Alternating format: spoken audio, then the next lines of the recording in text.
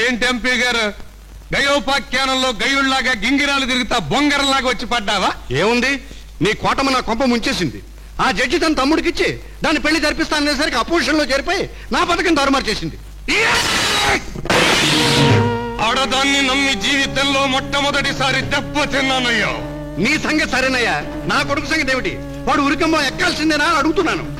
శ్రీకృష్ణుణ్ణి నమ్ముకుని పాండవులు అభిమన్యుణ్ణి పోగొట్టుకున్నారేమో గాని నన్ను నమ్ముకున్నోడెవుడికి ఒంటో ప్రాణం కాదు గందో ఇంటికి ముక్క కూడా ముట్టానికి లేదంతే.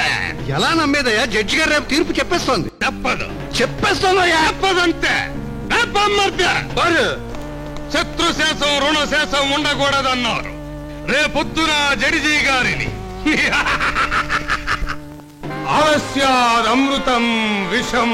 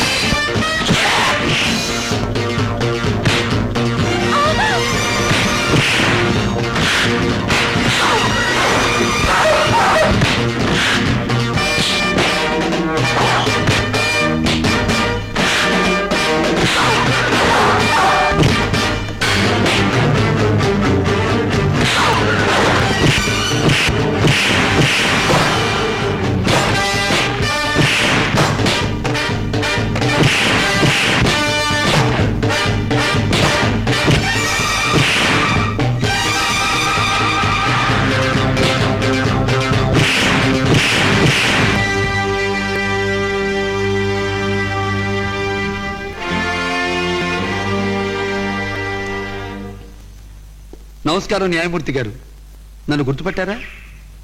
ఒక ఆడపిల్ల మానం కాపాడటం కోసం ఒక మనిషిని కొడితే 15 రోజులు జైలు శిక్ష విధించారు. ఈ రోజు ఒక న్యాయమూర్తి ప్రాణం కాపాడటం కోసం కొందరిని నిర్దాక్షిణ్యంగా కొట్టి వాళ్ళ రక్తం కళ్ళ చూశాను. ఇప్పుడు ఎన్ని రోజులు జైలు శిక్ష విధిస్తారు, ఎన్ని వేలు జరిమానా కట్టమంటారు? సాయంత్రం మీ అన్నయ్య పెళ్లి, ఇంటికి రా.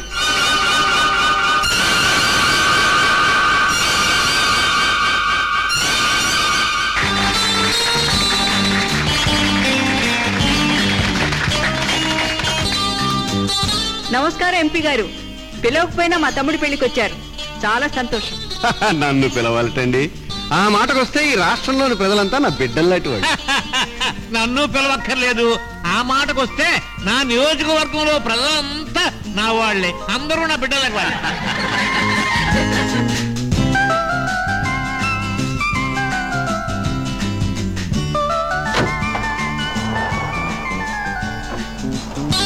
Driver, car Kalyani guest house పోని.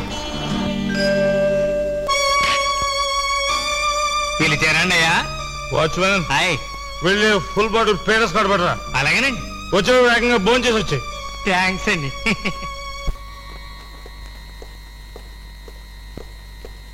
అదేంటి బాబు, నాతో చెప్తే నేనే తెచ్చాను కదా, మీరు వెళ్ళారేంటి? ఏం పర్వాలేదయ్యా, కాస్త వాకింగ్ వెళ్ళినట్టు ఉంటుందని నేనే తెచ్చుకున్నాను.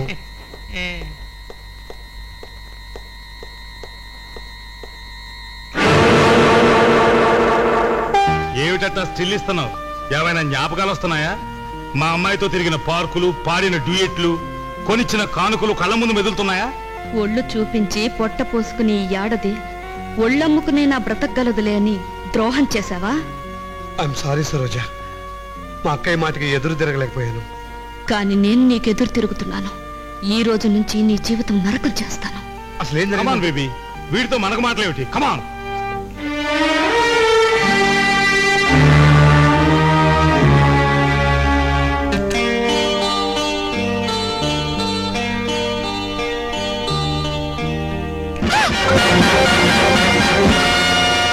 ఓటమ్మా, మనం బయటికి వచ్చేసాం అంటే నీకు తెలుసుగా, మర్డర్లే, ఆల్ మర్డర్.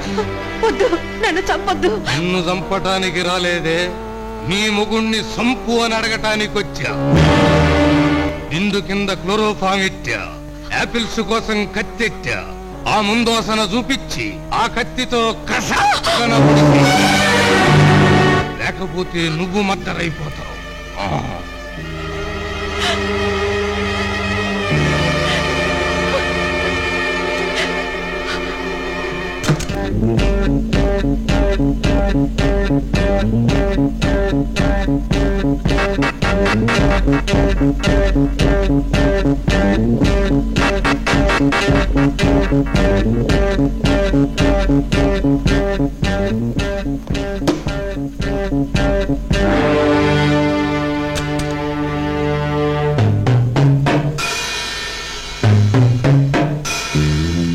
కత్తి చాలా పదునుగా ఉంది కదూ? అవును. దీంతో యాపిల్స్ కోయచ్చా, లేకపోతే పీకెలు కూడా కోయచ్చా?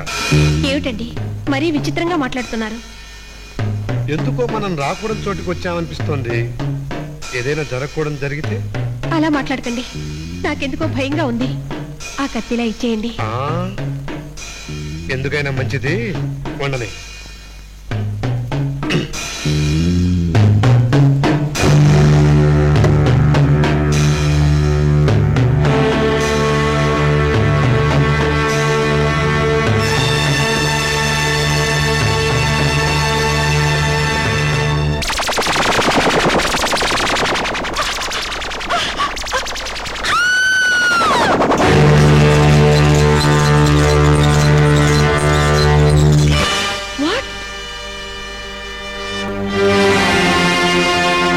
ఇతన్ని గురించేనా మీరు చెప్పేది? అవునండి. మోహను నేను ప్రేమించుకున్నాం, పెళ్లి కూడా చేసుకుందాం అనుకున్నాం. కానీ వాళ్ళ అక్క బలవంతం మూలంగా మోహన్ కోటమ్మని పెళ్లి చేసుకున్నాడు. హనీమూన్కి వెళ్తూ నన్ను కూడా ఆ గెస్ట్ హౌస్కి రమ్మన్నాడు. నా ఎదురుగానే కోటమ్మని విడాకులిమ్మని ప్రతిమాలాడు. కోటమ్మ ఇవ్వనని మొండికేసింది. మాట పెరిగి కోపం పట్టలేక మోహన్ ఆమెను కత్తితో పొడిచి చంపేశాడు.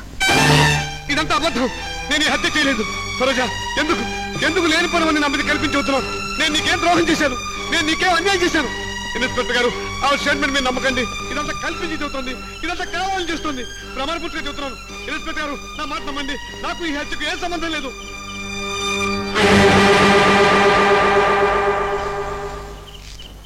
నమస్కారం జడ్జి గారు. ఎలా ఉంది కేసు? నా కొడుకు తన భార్యను చంపిన నేరానికి మీ విచారణలో కోర్టులో ఉన్నాడు. మీ తమ్ముడు తన భార్యను చంపిన నేరానికి పోలీస్ స్టేషన్లో ఉన్నాడు. నా కొడుక్కి మీరు ఉరిశిక్ష వేస్తే మీ తమ్ముడికి ఉరిశిక్ష వేయాల్సిందే. నా కొడుకుని మీరు విడుదల చేస్తే మీ తమ్ముడు విడుదలయ్యే మార్గం నేను చెప్తాను. That is my politics.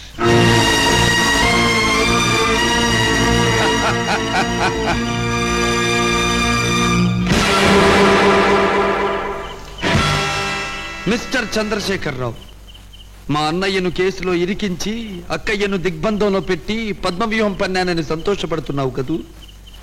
నీ పద్మవ్యూహాన్ని భేదించడం తెలిసిన అభిమన్యుణ్ణి నేనున్నానని మరచిపోకు.